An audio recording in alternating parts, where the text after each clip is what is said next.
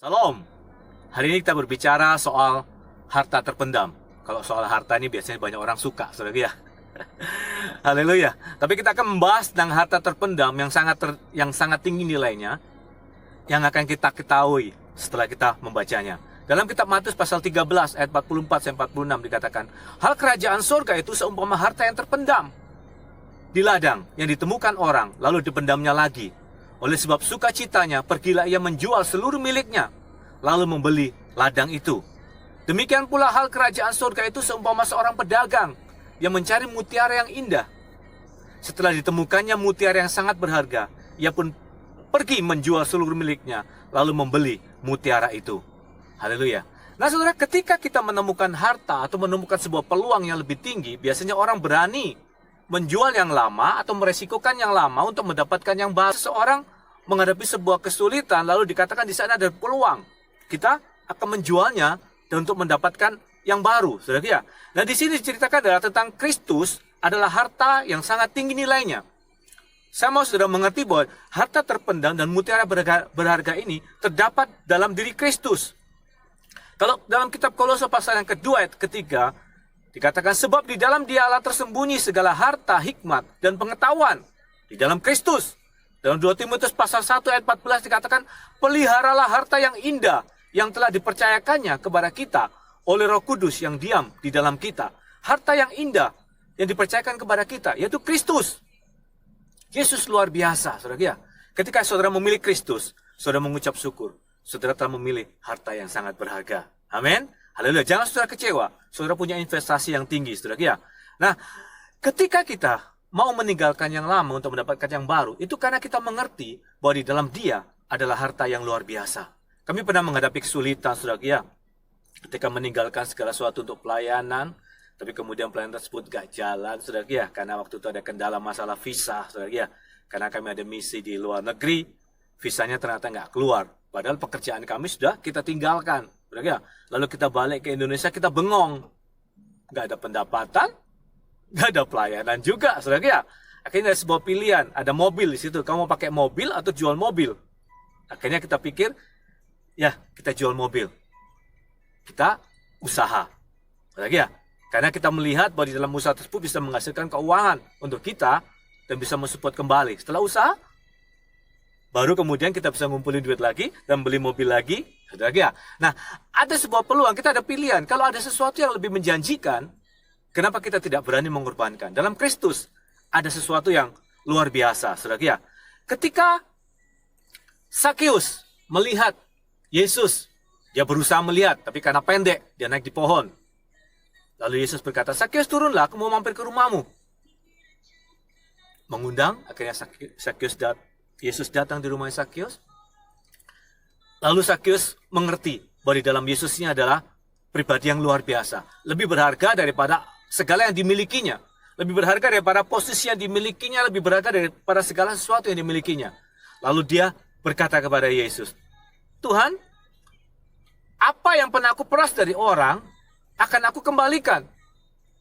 Apa yang orang lain merasa aku rugikan, aku kembalikan. Aku mau berubah Tuhan. Yang penting, aku mendapatkan kamu. Lalu Yesus berkata kepada orang banyak, hari ini telah terjadi keselamatan di rumah ini. Karena orang ini adalah juga anak Abraham. Sudah mengerti bahwa Sakeus mengerti bahwa di dalam Kristus adalah harta yang terindah. Kalau orang yang tidak mengerti bahwa di dalam Kristus adalah harta yang terindah, orang tersebut memang agak susah untuk mengorbankan segala sesuatu ataupun meninggalkan sesuatu yang lama dalam hidupnya untuk memperoleh Kristus. Ketidaktahuan membuat seseorang enggan untuk merubah kehidupannya. Karena mereka nggak mengerti bahwa investasi yang dilakukan sekarang di dalam Kristus adalah investasi yang akan menghasilkan keuntungan yang sangat besar. Ketika seorang pemuda yang kaya datang kepada Kristus, dia berkata, guru yang baik, apa yang harus kamu lakukan untuk memperoleh kehidupan yang kekal? Kamu lakukan ini. Tapi dalam sebuah titik terakhir Tuhan Yesus berkata, kalau kamu mau sempurna, jualah segala sesuatu, bagikan kepada orang miskin, lalu kamu ikutlah aku. Artinya begini, kamu tinggalkan segala sesuatu, kamu pilihlah aku.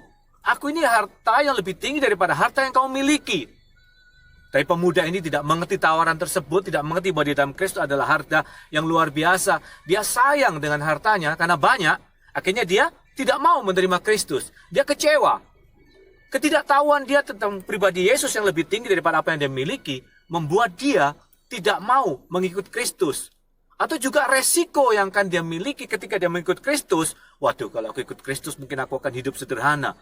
Aku kalau ikut Kristus mungkin aku tidak bisa hidup mewah-mewah seperti dahulu. Kalau aku ikut Kristus aku tidak bisa menjadi bos seperti dulu. Kalau aku ikut Kristus aku akan mendapatkan resiko.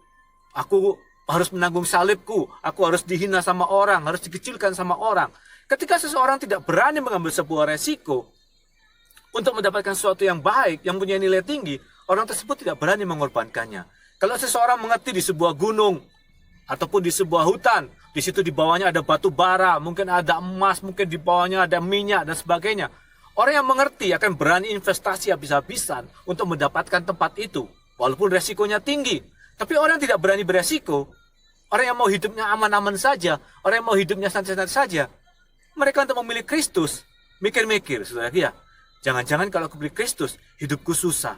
Jangan-jangan kalau aku pilih Kristus, orang akan mengecilkan aku. Jangan-jangan kalau aku memilih Kristus, aku tidak bisa mendapatkan pekerjaan yang baik. Jangan-jangan kalau aku memilih Kristus, aku tidak sanggup menyelesaikan sampai pada akhirnya. Atau dihindari sama keluargaku dan lain-lain.